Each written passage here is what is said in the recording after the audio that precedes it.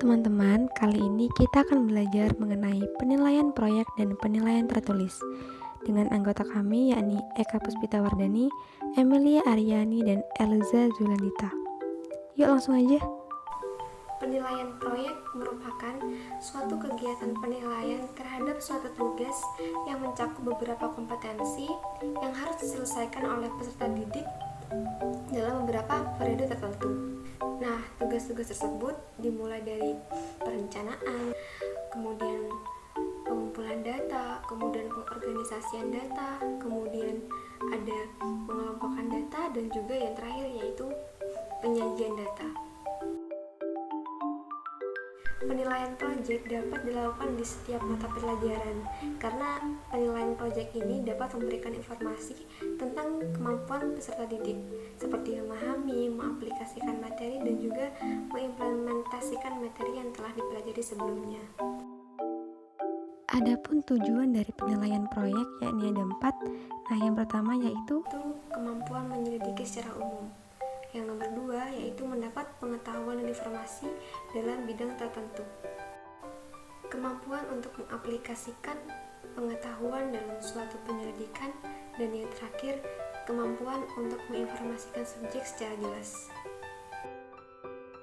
Selanjutnya yaitu langkah-langkah implementasi penilaian proyek. Pada penerapan penilaian proyek bidang studi pendidikan bahasa Indonesia, maka penilaian proyek terkait erat dengan materi-materi seputar kebahasaan, keterampilan berbahasa, dan kesusastraan. Langkah yang perlu diperhatikan untuk membuat penilaian proyek yang baik yaitu yang pertama yaitu kemampuan pengolahan. Kemampuan peserta didik dalam memilih topik, mencari informasi, mengelola waktu pengumpulan data, serta penulisan laporan. Yang kedua yaitu relevansi. Kesesuaian mata pelajaran dengan mempertimbangkan tahapan pengetahuan dan keterampilan dalam pembelajaran. Yang ketiga yaitu keaslian. Proyek yang dilakukan peserta didik adalah hasil karyanya sendiri dengan mempertimbangkan kontribusi guru berupa petunjuk, arahan, serta dukungan proyek kepada peserta didik. Kemudian, mengacu pada panduan penilaian oleh pendidik dan satuan pendidikan sekolah menengah atas, langkah-langkah dalam melaksanakan penilaian proyek yaitu yang pertama, menjelaskan skor penilaian kepada peserta didik sebelum melaksanakan penilaian. Yang kedua yaitu memberikan tugas kepada peserta didik. Yang ketiga, memberikan pemahaman yang sama kepada peserta didik tentang tugas yang harus ia kerjakan. Yang kelima yaitu memonitor pengerjaan proyek peserta didik dan memberikan umpan balik pada setiap tahapan pengerjaan proyek. Yang keenam yaitu membandingkan kinerja peserta didik dengan rubrik penilaian. Yang ketujuh yaitu memetakan kemampuan peserta didik terhadap pencapaian kompetensi minimal. Yang kedelapan yaitu memberikan umpan balik terhadap laporan yang disusun oleh peserta didik. Yang kesembilan yaitu mendokumentasi hasil penilaian.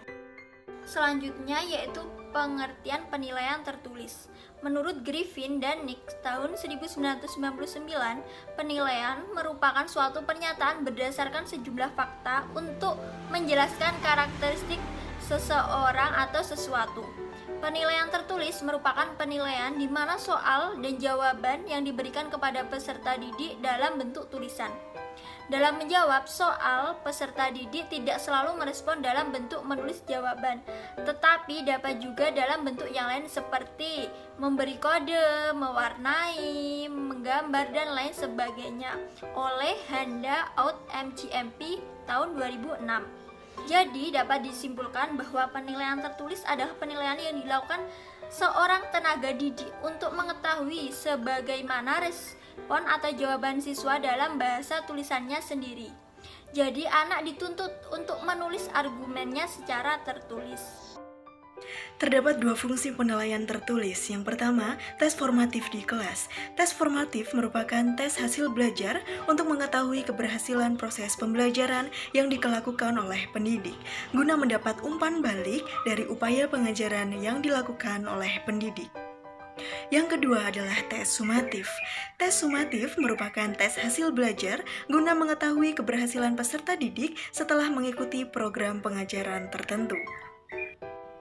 Bentuk-bentuk penilaian tertulis.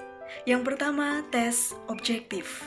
Tes objektif dikenal dengan tes jawaban pendek dan tes model baru. Merupakan salah satu jenis tes hasil belajar yang terdiri dari butir-butir soal yang dapat dijawab melalui memilih salah satu di antara beberapa kemungkinan jawaban yang telah dipasangkan oleh masing-masing item. Suatu tes yang soal-soalnya terdiri dari butir-butir soal bentuk objektif. Yang kedua, tes subjektif. Tes subjektif adalah tes yang jawabannya berupa uraian dan penilaiannya dilakukan dengan pertimbangan benar salahnya uraian yang diberikan tes atau peserta tes. Contoh tes subjektif adalah tes uraian atau esai. Tes uraian menuntut siswa untuk menjawab soal dengan kemampuan yang ia miliki. Tidak masalah apakah ia menjawab panjang maupun pendek, penilaian tes subjektif dilakukan berdasarkan kategori yang ditentukan oleh pembuat soal. Walaupun jawabannya panjang tapi tidak sesuai dengan kategori yang ditentukan, maka skornya belum tentu tinggi.